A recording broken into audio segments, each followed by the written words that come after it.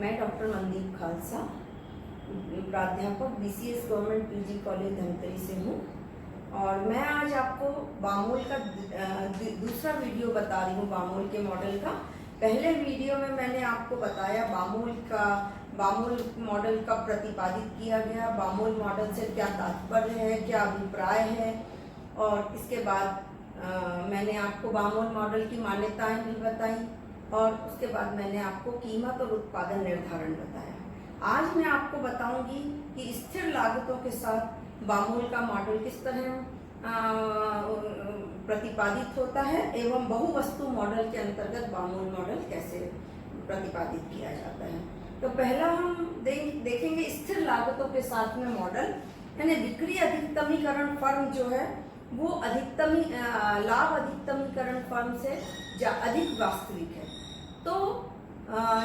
क्योंकि लाभ अधिकतमीकरण फर्म जो है, यदि अल्पकाल में कोई भी परिवर्तन होता है तो स्थिर लागतों के अंतर्गत अल्पकाल में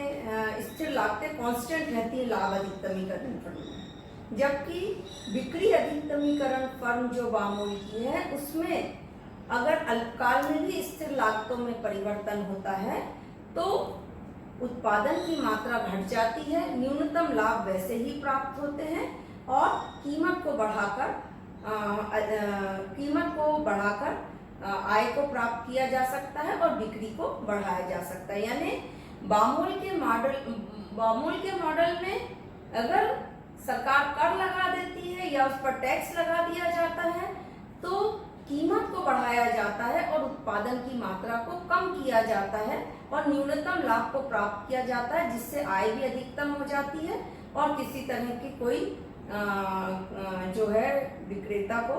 या प्रबंधक को या ओनर को कोई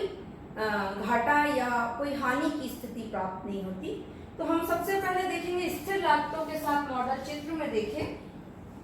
ओ एक्स अक्ष पर हमने उत्पादन को बताया है, ओ वाई एक्सिस पर हमने लाभ की स्थिति को बताया है। यहाँ पर देखिए ये उल्टे यू आकृति का होता है, यहाँ पर टीपी कुल उत्पादन की स्थिति को बता रहा है, एनपी जो है वो न्यूनतम लाभ की स्थिति यानी मिनिमम प्रॉफिट की स्थिति को बता रहा है, यानी कम से कम लाभ अधिकतमीकरण फर्म की अपेक्षा बिक्री अधिकतमीकरण फर्म में बिक्री और आय बढ़ने के साथ साथ न्यूनतम लाभ की स्थिति का प्राप्त होना अति आवश्यक है। तो यहाँ पर चित्र में देखिए आप कि कुल उत्पादन जो है वो टीपी है, कुल उत्पादन जो है वो रेखा जो है ये टीपी रेखा है जो ओक्यू उत्पादन की मात्रा को बताती है, यानी कुल उत्पादन कितना हो रहा है, ओक्यू उत्पादन हो रहा है। तो इस तरह से फर्म की आय अधिकतम है, आय एलक्यू के बराबर प्राप्त हो रही है, आप देखिए, या हम कह सकते हैं, और न्यूनतम लाभ जो है वो एमपी की स्थिति में प्राप्त कर रहे हैं और कुल बिक्री की मात्रा जो है वो OQ1 है। अब यदि मान लीजिए सरकार एल और टी के बराबर टैक्स लगा देती है, जब एल और टी के बराबर टैक्स लगा देती है तो ये जो टीपी रेखा जो है वो घटकर TP1 हो जाती है। अब जब TP1 हो जाती है तो उत्पादन की मात्रा घटकर कितनी हो जाएगी, OQ2 हो जाएगी और कीमत बढ़कर कितनी हो जाएगी, TQ हो जाएगी। पहले कीमत कितनी थी, LQ थी, अब कीमत बढ़कर TQ हो गई, उत्पादन की मात्रा घट गई और रेवेन्यू यानी वैसा का वैसे ही रहा, बिक्री भी बढ़ गई, आय भी अधिकतम हो गई। तो इस तरह से बामूल के मॉडल में स्थिर लागतों के साथ साथ अगर स्थिर लागतों के में परिवर्तन होता है तो हानि की स्थिति प्राप्त नहीं होती, बल्कि आय को उत्पादन की मात्रा को घटाकर कीमत को बढ़ाकर हम न्यूनतम लाभ की स्थिति प्राप्त कर सकते हैं और आय अधिकतम प्राप्त कर सकते हैं, जैसा कि चित्र में बताया है कि कीमत बढ़कर TQ हो गई, उत्पादन की मात्रा Q1 से घटाकर Q2 कर दी है। तो इस प्रकार से कोई भी फर्म जो है स्थिर लागतों के अल्पकाल में यदि स्थिर लागतों में कर या अन्य किसी तरह से कोई वस्तुओं की कीमतें बढ़ जाती हैं, रॉ मटेरियल अगर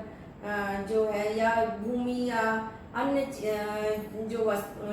जो उत्पादन से संबंधित वस्तु यदि उनकी कीमत बढ़ जाती है तो लागत को उत्पादन की मात्रा को घटाकर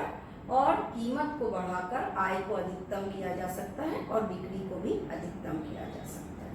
दूसरी बात आती है बहुवस्तु मॉडल। तो बहुवस्तु मॉडल में हम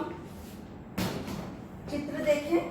बहुवस्तु मॉडल में, बहुवस्तु मॉडल क्या है, यानी फर्म जो है केवल एक ही वस्तु का उत्पादन नहीं करती बल्कि अनेक वस्तुओं का उत्पादन कर सकती है। यहाँ पर बामोल ने दो वस्तुओं को लिया है, एक्स वस्तु और वाई वस्तु। ओ एक्स अक्ष पर एक्स वस्तु, ओ वाई अक्ष पर वाई वस्तु दी है कि हम जब बहुत सी वस्तुओं का उत्पादन जब फर्म करती है तो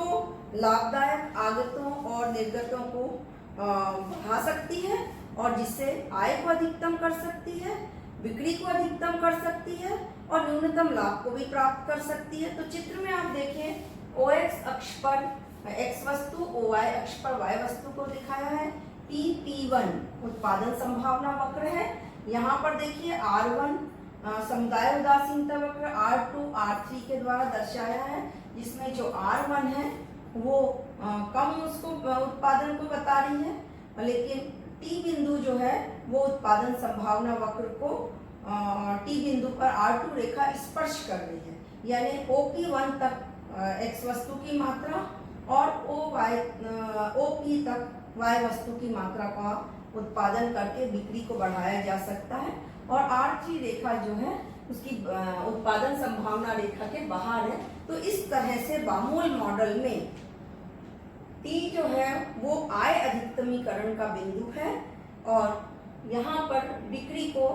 X वस्तु की बिक्री को OP1 तक और Y वस्तु की बिक्री को OP तक बढ़ाया जा सकता है और आय को OT तक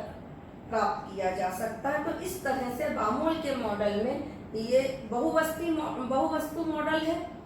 और इसके अलावा बामोल क्योंकि प्रबंधक पर निर्भर करता है कि वो विज्ञापन करके भी फर्म की बिक्री को बढ़ाने का प्रयास करता है। जितनी ज्यादा विज्ञापन पर खर्च करेगा उसकी वस्तु का और उतनी ज्यादा उसकी बिक्री बढ़ेगी, आय अधिक होगी। तो विज्ञापन के द्वारा भी जो है बिक्री को अधिकतम किया जा सकता है, आय को अधिकतम किया जा सकता है और न्यूनतम लाभ को प्राप्त किया जा सकता है। अब आता है बामोल के मॉडल की श्रेष्ठता। तो बामोल मॉडल की अगर हम श्रेष्ठता देखें तो बिक्री अधिकतमीकरण मॉडल जो है वो लाभ अधिकतमीकरण मॉडल की अपेक्षा बिक्री को प्राथमिकता देती है, क्योंकि वो अपनी आय को अधिकतम करना चाहती है जब उसका MR जो है मार्जिनल रेवेन्यू कर्व 0 होता है। तो यह लाभ अधिकतमीकरण फर्म की तुलना में कम कीमत पर वस्तु को बेचकर आय को अधिकतम करती है और बिक्री को बढ़ाती है। दूसरा, बामोल के मॉडल से यह निष्कर्ष निकलता है कि बिक्री अधिकतमीकरण जो फर्म है जिसमें उत्पादन अधिक होता है लाभ अधिकतमीकरण उत्पादन से, यानी लाभ अधिकतमीकरण फर्म जो है उसमें उत्पादन भी कम किया जाता है, जबकि बिक्री अधिकतमीकरण में बिक्री को बढ़ाने के लिए और आय को अधिकतम करने के लिए उत्पादन भी अधिक होता है। तीसरी बात जो है, बामोल मॉडल इसलिए भी श्रेष्ठ है कि न्यूनतम लाभ प्रतिबंध दिया होने पर भी लाभ अधिकतमी फर्म की तुलना में बिक्री अधिकतमीकरण फर्म अधिक आय प्राप्त करने के लिए, अपनी वस्तु को प्रचलित करने के लिए, अपनी वस्तु की बिक्री को बढ़ाने के लिए विज्ञापन पर वो अधिक से अधिक खर्च करना चाहती है। नेक्स्ट आता है कि अल्पकाल में जब उत्पादन नहीं बढ़ाया जा सकता तो फर्म जो है वो वस्तु की कीमत को बढ़ाकर फर्म की आय को अधिकतम कर सकती है, क्योंकि जब उत्पादन कम होगा, उत्पादन बढ़ नहीं रहा, तो वो क्या करेगा कि फर्म जो है वो वस्तु की कीमत को बढ़ाएगी और आय को अधिकतम कर सकती है। परंतु दीर्घकाल में, अल्पकाल में तो ऐसा कर सकती, क्योंकि अल्पकाल में इतना अधिक उत्पादन बढ़ाया नहीं जा सकता। अल्पकाल में जो दिए हुए साधन है उन्हीं से उत्पादन को बढ़ाया जा सकता है। तो यदि वस्तु की बिक्री बढ़ जाती है, उसकी मांग बढ़ जाती है, तो वो क्या करता है कि कीमत को अधिक करके लाभ को प्राप्त कर सकता है, लाभ की जगह आय में वृद्धि कर सकता है। परंतु दीर्घकाल में फर्में जो है वो कम कीमत रखकर बिक्री को बढ़ाकर अधिक आय प्राप्त कर सकती है, क्योंकि अगर कम कीमत रखेंगे तो बिक्री अधिक होगी और कम कीमत होगी तो बिक्री अधिक होगी, जिसके कारण से हम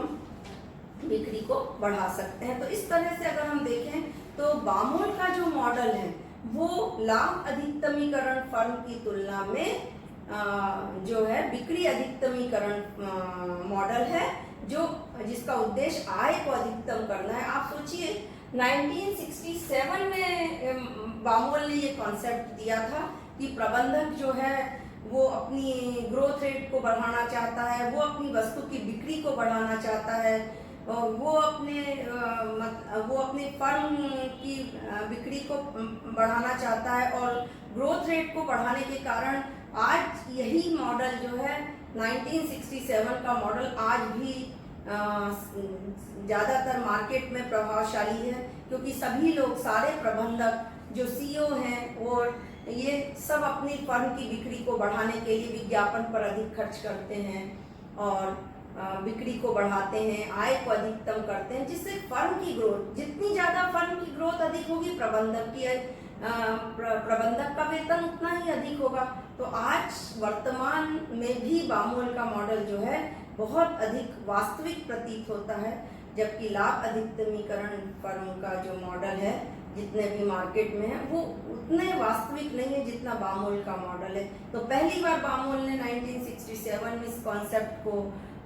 बताया कि बिक्री अधिकतमीकरण, बिक्री फर्म का उद्देश्य जो है वो बिक्री को अधिकतम करके आय को अधिकतम करना होता है, चाहे फर्म को उससे न्यूनतम लाभ ही क्यों ना प्राप्त करना पड़े। तो इसलिए बामोल का मॉडल जो है वो अधिक वास्तविक है। आज आपको मैंने बामोल मॉडल के बारे में बताया।